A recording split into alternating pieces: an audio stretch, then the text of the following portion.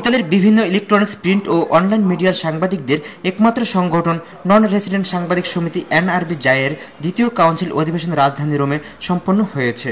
কাউন্সিলের প্রধান অতিথির ভাষণে ইতালিতে নিযুক্ত বাংলাদেশের রাষ্ট্রদূত মাসুদ বিন মোমেন বস্তুনিষ্ঠ সংবাদ পরিবেশনের মাধ্যমে প্রবাসীদের এগিয়ে নেবার জন্য সাংবাদিকদের প্রতি আহ্বান জানান। তিনি এনআরবি জাইকে দূতাবাসের পক্ষ থেকে সব রকমের সহযোগিতারও প্রতিশ্রুতি দেন।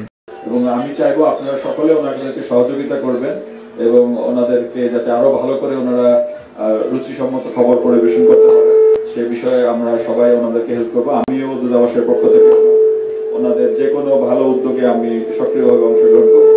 বিদায়ী সভাপতি হাসান মাহমুদের সভাপতিত্বে এবং সাধারণ সম্পাদক একে জামানের পরিচালনায় অনুষ্ঠিত কাউন্সিল সংগঠনের প্রধান উপদেষ্টা রোমের সময় পত্রিকার সম্পাদক লুৎফুর রহমান বিশেষ অতিথি ছিলেন। অনুষ্ঠানে নবনির্বাচিত সভাপতি স্বদেশ বিদেশ পত্রিকার সম্পাদক ইকবাল হোসেন, নয়া সাধারণ সম্পাদক চ্যানেল আইয়ের ইতালি প্রতিনিধি হাবিবুর রহমান চুন্নুও বক্তব্য রাখেন। এর আগে বিদায়ী সভাপতি হাসান মাহমুদ পূর্ণাঙ্গ কমিটির নাম ঘোষণা করেন। এটা আমাদের জন্য গৌরবের যে রোম থেকে সংবাদপত্রের সূচনা বা প্রচার মাধ্যমে ওই রোম থেকে আমরা এনআরবির মাধ্যমে বিভিন্ন সংবাদ আপনাদেরকে জানাইতে পারছি।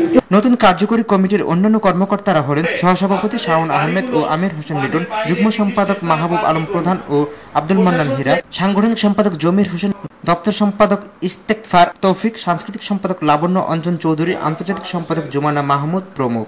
এই প্রথম ইতালির কোনো সংগঠন নির্ধারিত সময়ে ক্ষমতা হস্তান্তর করেছে। অনুষ্ঠানে নতুন নেতৃত্বকে দায়িত্ব হস্তান্তরের পর সকলকে প্রধান উপদেষ্টা এনআরবি জায়ের কর্মকর্তা ও সদস্যদের কোটপিন পরিয়ে দেন। শেষে সাংস্কৃতিক অনুষ্ঠানে শিল্পীরা সঙ্গীত ও নৃত্য পরিবেশন করেন।